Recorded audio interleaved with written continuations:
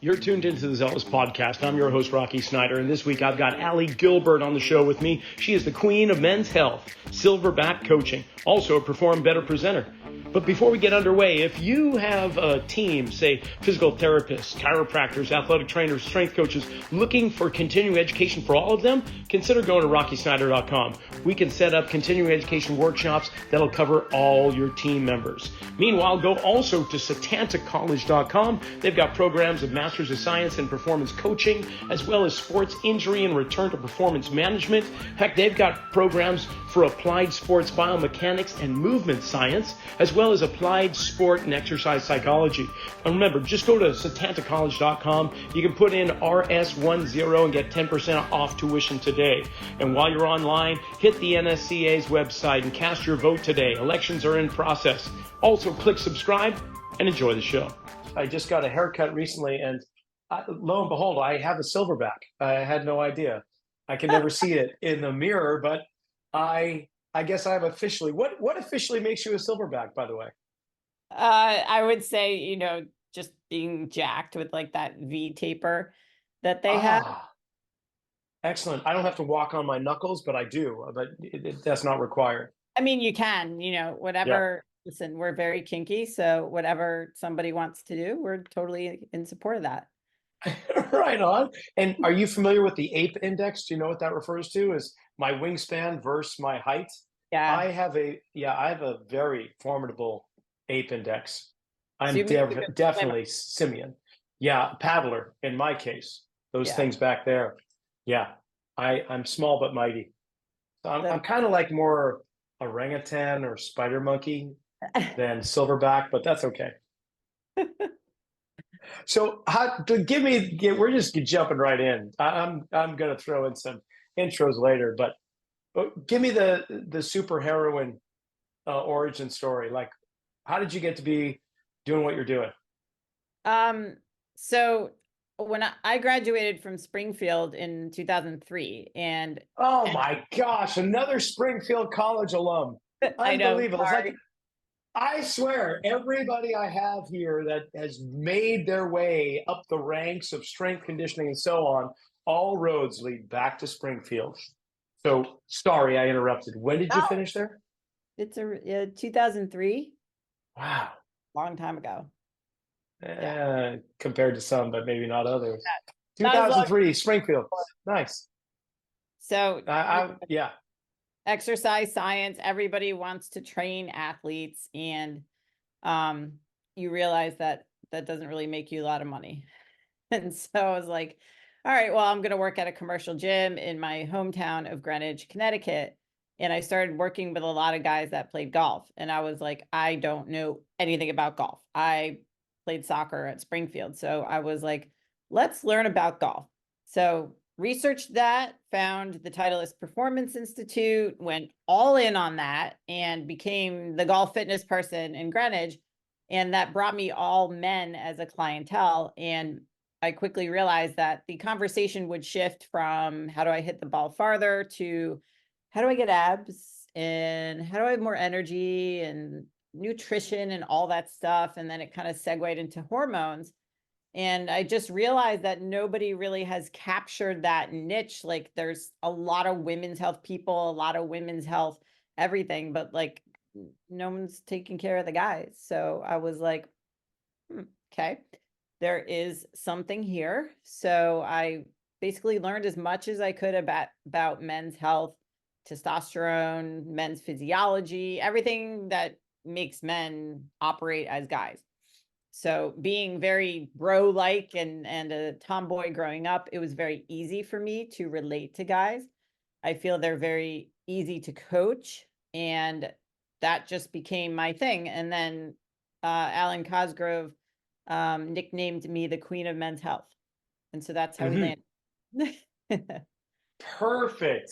All right. So Titleist, TPI, you went through the golf fitness program. Did you go through all three levels, or? I went through all three. I went hard. I went through that. I went through the junior program. I went through the power program, all three levels, Greg spoke at our wedding. Like we were all in, like I did that for years. Like that was like, yeah, that was my thing. So because guys who play golf also could afford to train, they took it seriously, very similar to an athlete. So I was like, I'm in. Like I'm not for like, let's chit chat and be social during training. I want people who want to work, get it done, who are dedicated to the process. And golfers are like, they're psycho that they brought that.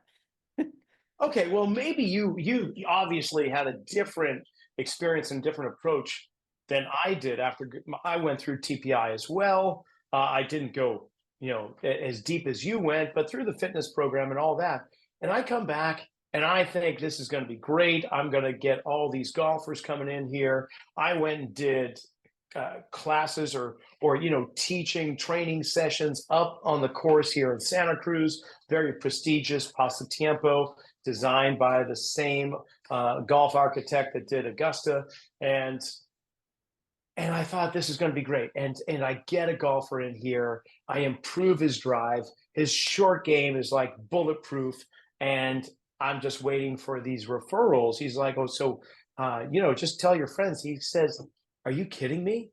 I'm not telling anybody about you. You're my secret weapon.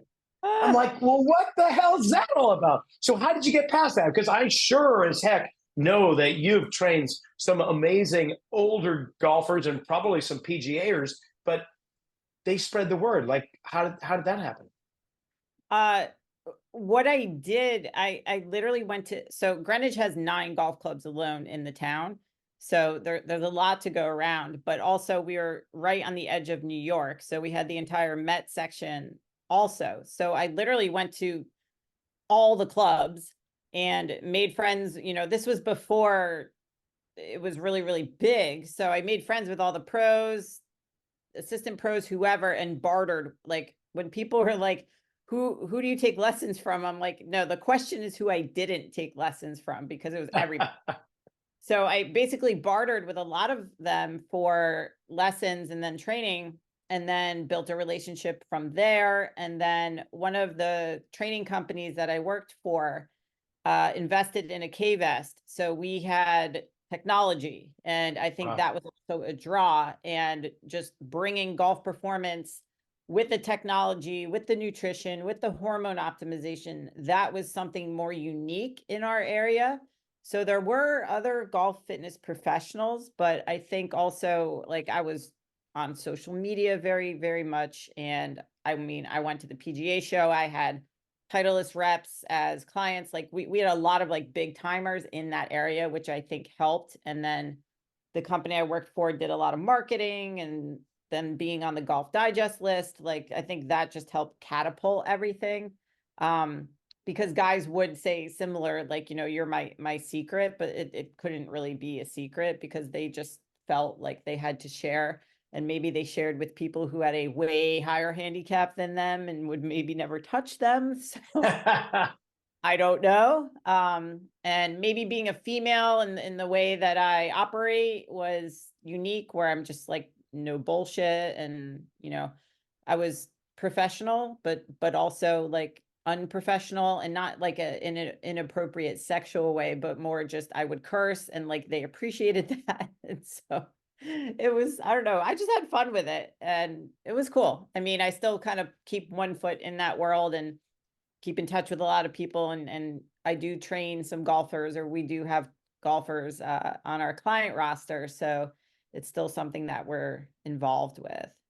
Well, I imagine. I mean, I thought it was just a brilliant business decision on your part to leave Greenwich and move to Florida, because that's where old fat golfers go to die, and you're just going to keep them alive long enough to to make ends meet and build your empire. So you didn't move to Florida because of golf? No, we moved. I don't even really know why we moved. It was more because I was doing so much online, even though I had a few people in person, and Charlie literally could work, he has New York, he has Florida, he has LA, like all these different places. We could have lived really anywhere. So we're like, why are we paying taxes in Connecticut? And why don't we move? And, COVID just basically made that easy. My original plan was to pick up in-person clients down here, but the online business took off so well that I didn't have to. So, which is good, because even though I do know people down here and I have relationships and a place to train people if I had to, I didn't have to do that. And I'll miss it sometimes, but also I'm so busy with our business now that it's really my true passion project. So I enjoy that. So what are the big buckets within your business, whether it's online or otherwise? What are the big projects you're working with? Projects. Well, now I run a men's health event every year. So we're in our third year, and it's called the Silverback Summit, after Silverback coaching. And basically, the short version of how this came about was I had spoken at medical conferences, and I noticed that a lot of the material was a little bit antiquated, but they also highly restrict what physicians are allowed to talk about. And I was like, interesting, because there's a lot of this other side of men's health that no one talks about publicly because it gets shamed, I guess. And not that it's bad, it's more like this is the actual truth. And I applied to multiple other organizations in the medical field to speak. And they would always say, you know, no, thank you, we have this topic covered. And I'm like, you really don't. And I was like, you know what, I'm just going to create my own event, bring my network of testosterone physicians, my network of fitness, nutrition, and business professionals all together in one room. Because what is one thing that they don't teach us coaches, and they also don't teach doctors, is business, the basics of how to run a business, running an online telehealth clinic, how to do hormone optimization correctly, all that stuff for the practitioners. And then for the coaches, a lot of coaches are like, Allie, how do I know, like, how do I learn what you learned?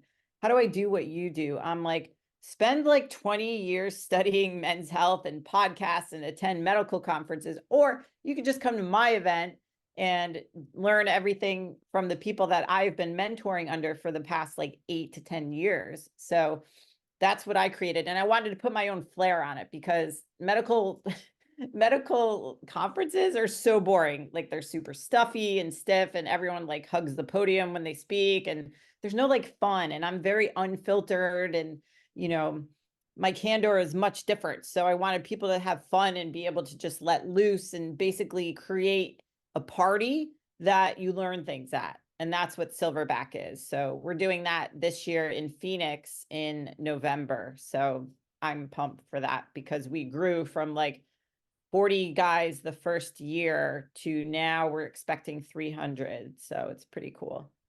Phenomenal. That's great. Yeah, there's definitely a demand. Okay, so I would love to jump into it. Yeah. Turning 57 this year, I have been strength training since 16 years of age. I surf avidly. If I can get out every day, it's a really good week, but also work my tail feathers off in a business. I am omnivorous, but I stay away from breads and sweets, and I don't drink, and I don't smoke. I don't use all those things. What else could I do to improve my life? And what should I be aware of coming down the pipe, hormonally or anything else otherwise? Have you had lab work done? Is usually my first. Yes. So looking at lab work can really be reflective of the things that you have done up until this point, or maybe things that we haven't confronted just because we don't know. So that's why we roll that into our coaching, because we can do everything right nutritionally, everything right training wise. And if something is still off, then getting labs is just data that you can't analyze on the training floor. So that helps us see on the inside, all right, are there ways that we can attack these numbers if we have to, through training, through nutrition? So sometimes there are changes that we can make based on lab work. And then sometimes we have to bring in testosterone replacement, because my personal opinion is that it is inevitable that every man should end up on it. And there's so many stigmas attached to it, and guys are scared of it, or they think it's cheating, or, you know, it's going to kill them or something bad, when we want to normalize the discussion around that, which is part of why I created the summit as well, so that guys can be around other guys who are going through similar changes in their lives. Because for women to go through menopause, it's like accepted, everybody knows that it's a thing, but nobody talks about men going through andropause, which is the same thing as menopause for women. So guys are taught to internalize when they feel a certain way, and they think, well, I just must be getting older. And so then they blame it on age, when yes, there is an age-related decline in hormones. However, we have ways to now basically mitigate that and have guys feeling better so that their quality of life is improved well until, you know, their 80s, 90s and above, if they make it that long. So that's what we want for guys, is to be able to lower their risk of things like heart attacks, strokes, cancers, erectile dysfunction, all that stuff, and make sure that they're hitting all aspects of performance, which is the lifestyle stuff, you know, personal development. They don't really talk about that with a lot of coaches. We talk about that with them, their relationship with their wives, with their kids, with their work. You know, entrepreneurship is a very lonely and can be a very lonely experience for a lot of men.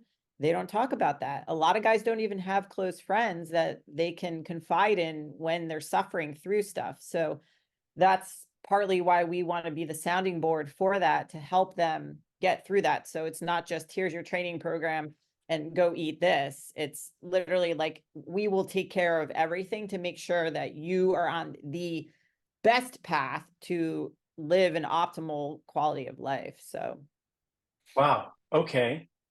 You just laid out a whole bunch of things that I need to unpack here. First of all, testosterone. Like, can you, I'm not going to ask you to convince me, but I'll be completely transparent and say, I really know very little about that. I've had my head so deep into biomechanics and other areas of strength conditioning and otherwise that maybe it's because culturally it's just like you say, it doesn't come up in our circle of, all right, yeah, we hear all about menopause, and I can tell you quite a few things about that from anecdotally to professionally as well. But why would it be a good idea that as my testosterone wanes in my late 50s going into 60s that I should consider replacing? so if we think about like what the typical symptoms of low T in guys are, most men associate it with everything downstairs working properly. So they're like, well, everything works, so I'm good. And there's actually a whole host of other symptoms that come along with that, such as brain fog, an apathetic attitude. They just feel more tired, whether that's because it's stress-induced reduction of testosterone or age-related decline. They just don't feel like the motivation and the drive for work for pretty much anything. And so they'll think, well, I'm getting older and maybe I have depression or something like that. But that actually can be a symptom of low testosterone. So why would we want to replete that? Because men's levels are lower and lower and lower than they ever have been. Like our fathers and grandfathers, their natural testosterone would be considered off the charts right now. And the range that they put on lab work has been lowered twice in the last couple decades, because guys have such lower levels due to a whole host of things like the environment, all the toxic shit in the world, but also sedentary lifestyle, technology, all those things. So Got it.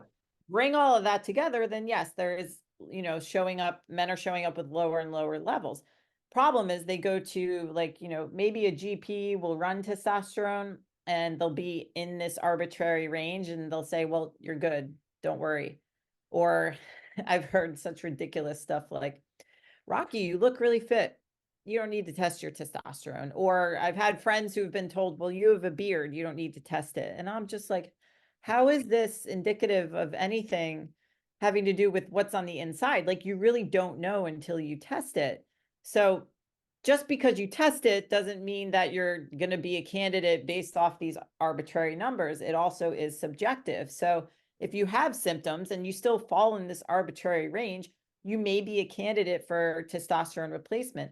And if you're of a certain age and you're not, like, your testicles have given out, they're done, they've like, I'm tapped, I can't produce anymore, and you have these symptoms, then bringing your levels back to where you should already be biologically will help you lead a better quality of life, but it also helps guys think clearer. It helps them operate more functionally and just more optimally, but also it really does reduce the risk of things like cancers and strokes and all that stuff. So it allows guys to feel the way they should feel really at any age versus just saying, you know what, I'm older, this is normal, blah, blah, blah. Because normal does not mean optimal. So you will be told that your testosterone is normal and it could be like 200, and that's not okay. And that can be of any age. I've seen guys in their 20s that have test levels of like 160 or 220, and that's no way to live life. Okay. Yeah. Honestly, there's a side of me is wondering if my testosterone levels, does it have anything to do, I'm going to get kind of funny here, but with like the hair that is growing in different areas of my body and where it's not growing anymore is completely messing with me. Like the top of my head, I'm practically Friar Tuck, but I could braid my nostril hairs, and my ears, they're just killing. My eyebrows never been bushier. And then there's not only silverback, but there are these spikes growing out of the back of my shoulders. Like, what the hell is going on? Are we talking just the aging process? Are we talking lower testosterone? Are these indicative of anything like that? I don't think it's a hormonal thing. I mean, Damn it. hair growth and loss is mostly hereditary. So Just a hairy bastard. yeah, like, you know, that doesn't, I mean, that's not really reflective of like a certain hormone deficiency in my mind. So All right. it does, like, there are correlations with DHT, which is a potent form of testosterone that, you know, if the rate of that accelerates, guys think that they're going to lose their hair, and that's not true. Like if your dad lost his hair, then you're inevitably going to be losing your hair. So that, yeah, but Cool. Blame my dad over testosterone any day. What about nutritionally? Like, how can I be nutritionally supportive to maintain healthy levels of testosterone? Is that possible? it's possible. So overall, naturally, it's possible to do the best you can is the way I would put it. It's very difficult. Like say your test is 300 and you don't really sleep that well, your diet is shit, you exercise sometimes. Dialing that in might help. Will it get you to 900? Probably not. But those are things you're going to have to address anyway if you go on TRT or not. So it's not like testosterone fixes all those things. Same if a guy is obese and he has body fat to lose, going on testosterone is not going to morph him into a jack dude with a six pack. But it can help the fat burning process. Like testosterone is lipolytic. It is something that augments recovery. It can get them off the couch and acquire the motivation necessary to get in the gym. But it doesn't fix everything and it doesn't solve everybody's problems. It's simply a tool. It's like cardio. It's like anything else. So making sure you're eating enough, but not dieting all the time, because you can deprive yourself of testosterone if you're under eating, if you're overeating. Your body's very resilient, but it will recognize those things. And then having sufficient levels of vitamin D, omega-3s, all those things. But it's not something that's going to bring you from like 300 to 1,000. So Got it. And what about products that are over the counter versus prescription? Are there any things that you recommend for clients when it comes to balancing out hormones for aging men? like test boosters and stuff, those don't work. So They if don't. they did, everybody would take it. So a lot of people have tried to find alternatives for testosterone replacement, and there really is no alternative. Like if a man needs testosterone, he should probably take testosterone. And the analogy I use for that is if you have a diabetic who like needs insulin, we're not going to give them a bunch of protein to go through a very complicated process to provide that. We're going to give them insulin. So if you need testosterone, you need to take testosterone. You don't need to go the herbal route, which is the test boosters, or something that seems like it's testosterone, which is enclomiphene or Clomid or HCG or peptides or anything else. Like if the answer is testosterone, just take testosterone. And what are the other major elements when it comes to, just living a good, healthy life with the hope of excessive longevity? Maintaining a low body fat percentage. So that is something that obviously there's a different movement in what bodies look like. Totally fine. That's great. However, you cannot argue with the science of the fact that if a man is 15% body fat or lower, he's going to have better glucose management. He's going to have lower inflammation. He's going to have more optimal testosterone levels to a degree. And he's going to have a better quality of life and not have to deal with any issues that occur when you're accumulating very bad blood markers due to poor diet, lifestyle, sleep, like that. So those are all things that will contribute. But again, I always will reiterate, these are things someone has to address while on TRT anyway. And I made a post, I think it was last week, where people will see guys who are on testosterone, who are jacked, who are shredded, whatever that means to somebody, but they have visible abs and stuff like that. And I said, just because you see guys who are on TRT and look like that does not mean TRT made them like that. They are looking like that because they are doing what is necessary to have that look, but also that is how men should look. And of course, trolls will probably be like, oh, but if we said how women should look, and I'm like, I'm just telling you, women should have low body fat too, not as low as men. They're different, but if men live 15% or under, they're going to have a better life experience overall. So if you have a lot of body fat, that is the most inflammatory tissue that exists. So that's going to cause a lot of problems. There's a reason why people are pre-diabetic or going into diabetes, especially type 2.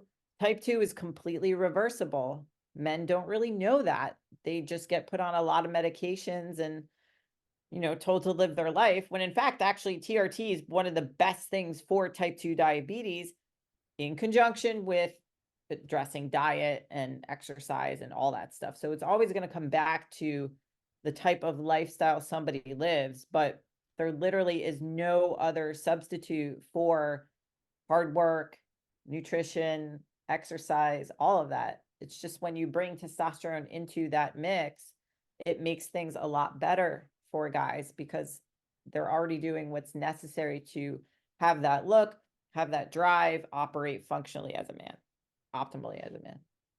Sounds awesome. So, what are your biggest challenges? Like spreading this information, trying to make it not only accessible, but how would I say it? Just opening up people's eyes. What are the biggest kind of roadblocks that you find? Is it the culture? Is it the medical field? Is it men themselves? Like, you've been doing this a while. I imagine you've got some experience in this field. So what is it? I would say the medical field is one of them, one of probably the bigger ones. Culture can be part of that because they have their preconceived notions or beliefs about what testosterone is and isn't. That comes from social stigmas, but it also does kind of come from the Steroid Act of 1990 when everything was banned. And because it's a steroid hormone and it comes in a needle, people automatically associate that with going on steroids. The medical field is a hot mess for many reasons, which can be a topic of another day. But the problem is with testosterone replacement, there are a lot of clinics that have now opened to capitalize on this epidemic of low T. And it's very similar to you just don't know what you don't know. So if men go to a low T clinic, they do a hell of a job with marketing. They will sell you on everything they possibly can, but they do often give out a lot of the same protocol. So there's a lot of ancillary medications that guys get put on that they don't necessarily need, or they get put on a protocol that is very suboptimal and can cause issues for guys. And so then they have a poor experience and they think, well, testosterone didn't work for me, or I didn't like it, or I felt awful on it, when they were actually just mismanaged. So the medical field, because that's pretty much my daily battle, I would say, is guys who are with a physician or a clinic who does not know what they're doing. It's not their specialty. They're put on a very bad protocol. It's hurting them. They're experiencing side effects from medications they don't need to take. And then it's driving them to a competent physician. So guys don't, they're not going to argue with a doctor. They're not going to know enough to resist what he's saying. But we have heard, like, people will message me on Instagram. They're like, thank God I found your page, because I had this doctor and he was saying I needed to do XYZ, and I knew that was bad. So I know I can find somebody else. So I've created a network of physicians that I trust. And I know the people that you do not want to go to and do not trust, which I very, very will not gatekeep at all. Like, I want guys to find someone that they can get help from. So that's probably the biggest battle, is a lot of these clinics, especially in Florida. There's one like behind every gas station and stuff. So it's it's annoying because the laws are different in every single state as well, which is absurd. It makes no sense. Same with different countries. So there's clinics that I have not affiliated with, but associated with and vetted in the UK, Australia, and Canada. So right now, Europe is tough, but all over the world. So we're looking to take this education everywhere, and because we're getting to be known internationally as the men's health education organization, that's why we had attendees from clinics from those countries last year, this year, so that they can learn the right way to do TRT. And are you somehow creating a campaign, I guess, for lack of a push toward younger male adults, say 20s, 30s, so that the seeds are being planted, and so that in 10, 20, 30 years, it'll be a more acceptable kind of process and understanding the importance of it? 100%. Especially because guys in their 20s, which we never, like, think about when you and I grew up, like, guys over 60 had low T, and now it's like guys over 20, they could have low testosterone. So getting them to be aware, to get their labs done in their 20s, so they have baselines, so they know where they sit, so that you can compare that year after year going forward. Because there are guys in their 40s, 50s who have never had labs done. And then all of a sudden they're like, well, yeah, I don't know where my test was in my 20s. So they have nothing to compare it to. But it is important for guys in their 20s to know how they're operating. And I keep using that word, I don't know why, but you want to be able to live the healthiest lifestyle that you possibly can. So if there's something that we have to confront in your 20s, there are men who need testosterone replacement in their 20s. That is how bad the health is of our country, or even internationally, because there are guys who just, they think something's wrong with them because they think I'm too young. Guys in their 30s even, like, oh, well, I'm too young for TRT. You're really not. You don't want to live hypogonadal the rest of your life. You don't want to have these side effects. You don't want to feel like, your identity as a man is taken away from you just because you don't have the hormones to support what you're trying to, like, do in life. So in essence, what I hear you saying also is that the lifestyle that we are slowly degrading into as a technological society, one that requires an ever increasing lack of physical, purposeful activity, is coming at yet another cost, and that is a depletion of hormones. Probably in both genders, I imagine, but now really recognizing the testosterone. And this has increased at an alarming rate over the last, say, 20 or 30 years. Since 1982, testosterone levels have declined about 1% a year. So I'm 42. It's 43 years, basically. So 42 years. So it is an alarming rate, and sperm production has decreased 60% since the 70s. So it's like, shit, what's going on with our world? And a lot of it has to do with the lifestyle stuff, but that's like so boring an answer that no one wants to hear. It's got to be this like special supplement or something else, because can't be that I'm drinking alcohol every weekend and, eating crap and not exercising. It can't be that. Right? Okay, so I'm not going to ask you your body composition, but I just tested mine and it's under 15. So I'm raising the flag of victory there, but I'm also realizing that I am now in a minority. And I've been actually in a minority for many years because the majority of people in our nation are well over that number.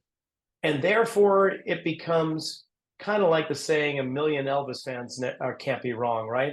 So there becomes this kind of idea that it is more acceptable to have higher numbers, whether it be body weight or body composition, and and there's no shaming. Obviously, we're not in the shame culture any longer, and we're trying to be more aware. I guess my point in saying that is you've got to battle that also, don't you? The mindset. Yeah. Yeah, because it's like people think that you're being, overly restrictive when you're talking about living at 15% or below. And I mean, I have no problem telling people the last time I tested my body fat, I think it was around 11, which is probably more like 14 because these errors they have, Yeah. So if I'm near 10 as a female, I'd have striated glutes and I don't, but I do have a six pack and I live with that year round. And I do that to prove that you can maintain that without these wild fluctuations by what we teach in our coaching, which is literally just, knowing when to let loose and not. So people who drink every weekend, they don't consider that bad. Social alcoholism is a thing. And if you're, pounding 5-6 drinks over the weekend, it's not going to help you get to the body comp levels that you want. But people really don't seem to mind. And then it's really opening their eyes through lab work and through how they feel when they stop drinking to them realizing, oh, wow, I actually sleep a lot better. I'm more present for my family. I'm better at what I do for work. Yeah, there's a reason why that works. And you're 100% right. I've done reels on this where it's like I go to Disney World and it's just baffling. And I used to get very angry at how people looked, not because of shaming, but more like you don't know what you're doing to your health. And then their children are also suffering that because they're basically enabling them because they're taking care of them. And I had to stop getting angry because I'm like, okay, if they wanted to change, they would, because you can. And a lot of people think that it's impossible and it is very hard, but it really is very easy. It's just very hard to execute. But that's why we have coaching and that's why we have, people who live the lifestyles that you and I do to be the model, because kids will model what they see. And if they see their parents working out and taking care of their health and watching what they eat, it's not an eating disorder. Like yeah, I take care of my body because I care about you and I want to see you grow up. I don't want to be in a wheelchair when I'm 50 because I can't stand because I haven't walked 5 more steps in my life. Like, it's crazy. And I comment all the time, like anytime I'm in an airport, people are always asking me, oh, do you compete? Do you do CrossFit? Do you do all this stuff? And it made me realize like, that's because I am a minority. Like you do not see that. Whereas No. the 80s, like that was not really so much a thing, but now it is. So that look, that fit look, or having visible muscle is like, oh my God. And then there's the whole other side of it. Well, you must be on steroids because you have visible muscle. And I was very open about being on TRT because women need testosterone too. And I was on it for like 2 years.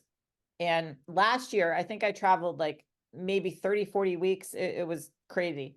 I suck at injections. I was on injections because I didn't like the cream. And so I was very lazy with it because I would forget or just not travel with it. Come December, I'm like, oh, I've been off for like 3 weeks and I got labs done. I went to my doctor. He is amazing. And I'm like, Dr. Serrano in Ohio. And I was like, dude, I've been off testosterone for like 3 weeks just because I forgot to inject. And he's like, how do you feel? I'm like, I feel okay. Now, 7 months later, I say I'm a natty as fuck, but literally I look the same, if not better. And I'm like, so everybody who trolls me saying I only look the way I do because I was on TRT, 6 milligrams, right, of TRT. Please tell me now, why do I look the way I do? Because the one consistent thing is that I keep up my training and my nutrition and sleep and all that stuff, which are all the things you're going to have to do if you go on TRT, if you want to look that way. But I'm now going as long as I can off of it. And I got my labs done 3 weeks ago. My testosterone was 13. And I'm like, well, here I am still have a 6-pack. Like maybe I'm obnoxious, but I'm just showing you guys that when you blame your testosterone for the reason why you can't get in shape, that is not the whole picture. It's only a part of it. So much. Okay, well, this podcast, we often have guests that are the professionals within professional sports, whether it's performance directors, nutritionists, dietitians, physical therapists, and so on. So it gets me thinking about the aging athlete, and where does this come into play? Of course, you say everybody should get tested, but when it comes to high level caliber professional athletes that are getting toward the end of their career, would something of this nature, or coaching obviously is going to be a part of it, but this style of coaching help enhance and potentially extend their career into their 40s or so, or into at least their late 30s? Is this a consideration? So if they're still playing professionally, then they can't. It's illegal. And now a lot of things are illegal, like peptides and a lot of things that help everything that works, like they took fat burners away that worked in the early 2000s. So anything that works, of course, the FDA is like, nope, can't have it. So TRT is not an option for them. But when they retire, there's definitely a lot of options. Even growth hormone is an option. There's growth hormone peptides that work very well.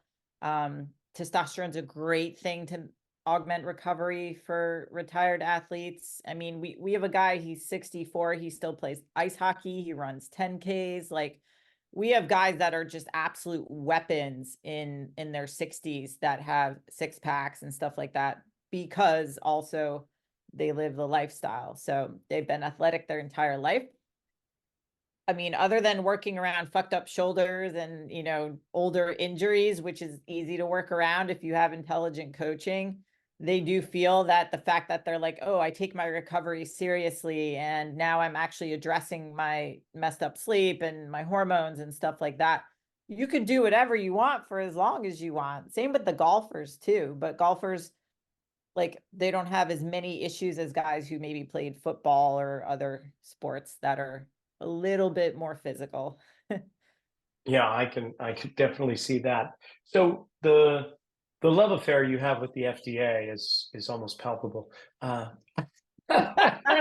Wait, give me a little hate mail with the FDA. What's going on there? So there's very popular peptides such as BPC 157, which is a very popular one for somebody who has like nagging injuries or something. Like you inject it and it helps the recovery process. So it stands for body protective compound. And that paired with something called thymosin beta, or TB500, is a very potent recovery stack. Those are now banned by WADA. And then the FDA is trying to make them even more hard to get at a lot of clinics. So those, there's ipamorelin, there's CJC 1295, which are both analogs of growth hormone. So far, so good with those. Those can actually help with sleep and body composition and stuff like that. But anything that looks like something that can actually help enhance performance, even though they're not necessarily anabolic peptides, gets taken away. So it's crazy. DHEA, which is a precursor to testosterone and estrogen, can't take that. Even thyroid hormone in a lot of organizations can't take that. So. And what about general population with DHEA? I mean, is that something that people may want to consider, need medical advice before taking, just take it and it'll just flush out your system if you don't need it? I mean, how's that work? It's only something I advise guys to take if they're deficient. So similar to pregnenolone, which is known as like the mother hormone. So especially guys who suffer from anxiety or stress, stuff like that, you definitely, another reason to get labs done, because you don't want to just randomly take supplements off the counter because you don't know if it's going to harm or do well with, especially pregnenolone. Like if guys are just randomly taking that, then it can cause them exacerbated issues with what they may be experiencing. And like if a guy just goes like, oh, I think my DHEA is low, and then takes like 100 milligrams of it, then it actually can cause premature ejaculation, stuff like that. However, if a guy's very low, he may have trouble finishing, so he may actually need DHEA. So it's very much like the Goldilocks type of term, where it's like not too much, not too little. You want just the right amount. And that's the reason to get lab work done. Are we deficient? What's going on? You know, are the testicles working? Are they not? Is it more of a pituitary issue? Like so much that we don't know, that we're just guessing at. And that's why taking things over the counter just because you think you feel something, it's not the best idea. So have you created or do you use some type of assessment or questionnaire? Because I could see how certain things you really want the information for, like their stress levels, maybe their sexual health. But how do you screen one of your aging male clients? What you mentioned, like I ask everything. And it's not like I'm like, you know, hey, Rocky, how are you today? Please tell me about your boner, because I'd really like to know.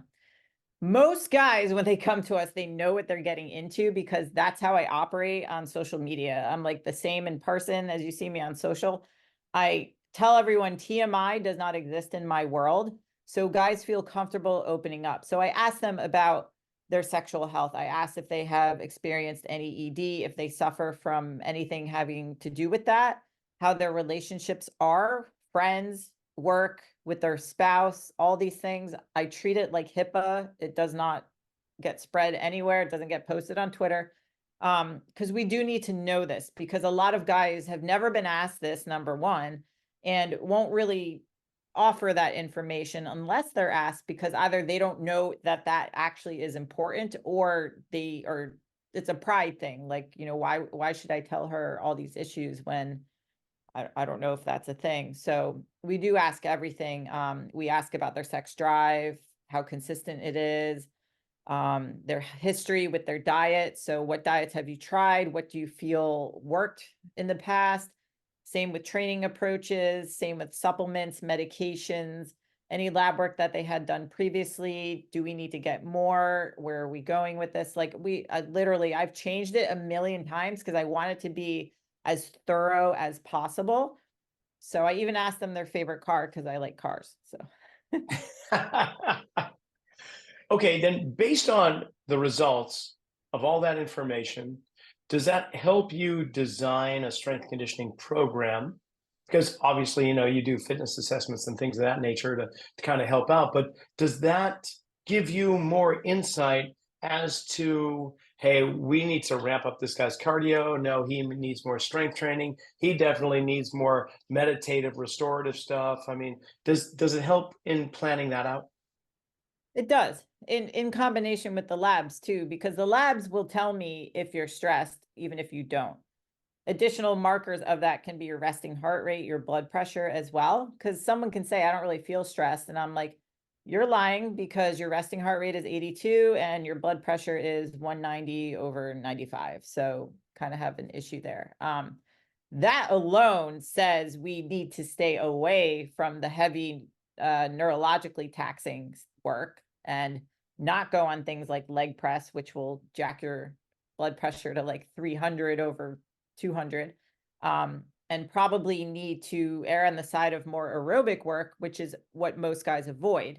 So typically if a man is trending towards 20% body fat, 200 would be really bad. 20% body fat or more, we take an approach with them that I've coined as GPP for TRT, which is general physical prep for ultimately ending up on TRT if they want to. We don't like require that. But it's just like a catchy term that I created, that if you are very high body fat, you're not going to have the best experience going on testosterone. We need to get the body fat down. And that involves a lot of low intensity aerobic training, which men really don't like. So we get it out of the way first thing. Takes about 8 to 12 weeks if they're compliant. Probably a lower carb diet so that we can build their mitochondria, take the glucose load off the mitochondria so that they can actually utilize what they're eating. High protein diet. As they get leaner and go towards 15% and below, then we start to increase carbohydrates, make a drive towards hypertrophy, build muscle, get them more insulin sensitive and lower inflammation. And then they feel better, they look better, their body composition completely changes. And obviously, if there's things in their labs that are like they're stressed out to beyond belief, there might be some supplements that we add to that, like phosphatidylserine, CBD, glycine, stuff like that. Nothing that's like, here, this is going to lower your cortisol, because that pretty much will get fixed with a lot of what we're doing in the coaching. But getting the labs obviously help us that, like, are they pre-diabetic? Do they have really high liver enzymes, bilirubin? Maybe they have non-alcoholic fatty liver. Maybe they have fatty liver. We can test for that. So it's really knowing everything about them so that we can provide the best plan. So it's not just a guess, but it's very simplified in my mind, because it's like, all right, if you are this fat, then we're going to start here. And if you're not, we're going to start here. So somebody who's already been doing the work and they maybe are like between 15 and 20, okay, we can kind of go either direction depending on what we're currently dealing with. Is it a CEO who's like super stressed out and is trying to train 7 days a week? Maybe we go to 4, and then we focus on going for a walk or spending time calming down. So, you know, it's obviously very contextual, but that's kind of like an overview of the directions that we go. Great. A few things I'm thinking of right now. You mentioned stress, and I can see that being similar to the overweight epidemic in the nation, that stress is higher. So it just becomes kind of accepted that this heightened level of stress the average person's going through is just normal. So you don't really feel stress. So I can see that kind of bouncing around in a conversation. But what about testing sites? So an individual that doesn't have a general, like a primary care provider, a doctor, or anything, and doesn't want to necessarily go through the paper trail that sometimes can be created with red tape and so on. Do you have ideas of testing sites, like independent testing sites that you send people to, or do they have to go through a doctor to get them tested? No, so we actually work with a clinic where you come on for coaching, you're going to get your labs done. You'll be emailed a requisition. You go to a local lab core for an appointment. You bring them the requisition. They draw your blood. You're done. You don't have to deal with anybody, and everything happens online. So if they're a candidate for TRT, or if they want to try something else, or they need, you know, glutathione or something else that's injectable that you can't necessarily buy in the vitamin shop, they'll get shipped that to their house. So they don't have to deal with going to a doctor's office and all that stuff. So we try to make it very Brilliant, because going through the medical world can be, well, you say yourself, you've presented to medical community, myself included, and there may be some brilliant ideas out there, but there's so much pushback, usually from the bottom dollar number crunchers or administration, where things just don't move forward, at least in the time frame that we would like. So I guess my last question here, Ali, is like, is there hope in regards to fitness in the medical community? Can there be a merger? Can there be a place where a hospital actually has close to a Michelin star restaurant, and there is a health club or facility there right next to the cardiac rehab and the physical therapy clinic? Is that in our future? I think so. It's just never going to be something that the insurance companies will pay for. So, and neither is hormone optimization. So going through your GP, going through your insurance, that it's just not an option. And the insurance companies want you to qualify for TRT. based on that arbitrary number. Nobody's going to qualify unless they completely bottom themselves out. And at that point, you're really, really not going to feel so hot. So at least you know what you're paying for, the level of service, and you're with progressive people that look the part as well and live that lifestyle versus, somebody who's just stuck in whatever medical practice. They can't see their feet over their stomach.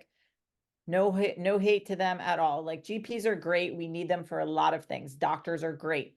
There's a reason why you would not go to a cardiologist for knee surgery. Everybody has their specialty.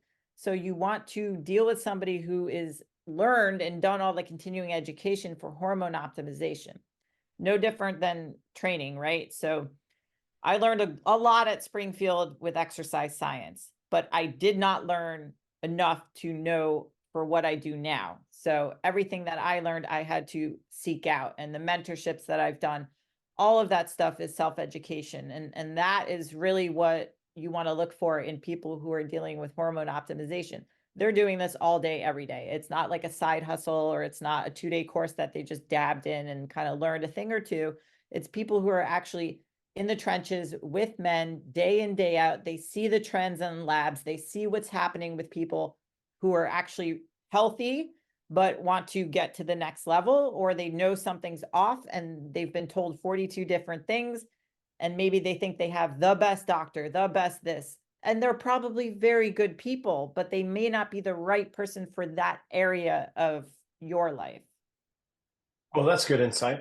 Okay. So kind of coming up to the clock here, striking 12. If people want to get more insight into Silverback coaching, yourself, of course, you and I are Perform Better presenters. Are you going to be at any of the other Perform Better summits coming up? Chicago, Providence, LA. or LA? Okay, we're having lunch. That's simple. All right, we'll be there together. But give us a little shout out as to where can we follow you on Instagram, social media, what's your website, and how people can sign up for your conference in Arizona for Silverback.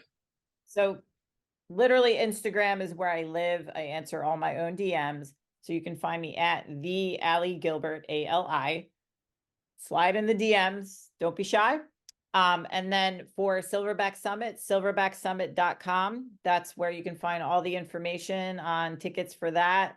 And we do have a VIP day the day before the event for coaches, medical practitioners, anyone looking to grow their business, learn more about doing what I do and what my team does, and everyone who I have working around me. That's the best way. So the links in my bio lead to all of that if you get lost.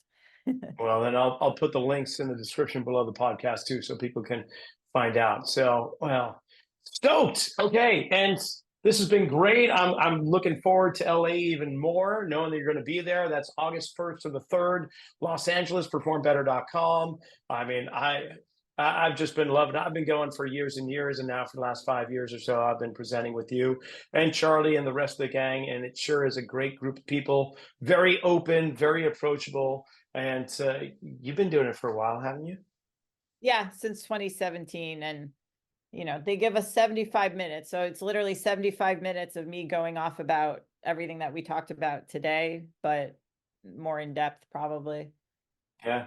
I love it. Well, I'll be sitting in your lecture as long as we're not presenting at the same time, which I don't believe. We'll see. Thank you so much for this. I really appreciate you, Ali. I appreciate it. And that's it for this episode of the Zelos podcast. I want to thank Ali for coming on. Be sure to check out all the links in the description and sign up for the Perform Better Training Summit in LA. It's coming up beginning of August. While you're online, maybe check out RockySnyder.com. We've got continuing education workshops ideal for your whole medical and training staff, whether they're physical therapists, chiropractors, athletic trainers, personal trainers, and strength coaches. We cover them all. Go to SatantaCollege.com for 10% off tuition. Throw in that code RS10 and get yourself started on a master's program today. NSCA.com. Elections are still open until the middle of July, so cast your vote, and we'll see you next week.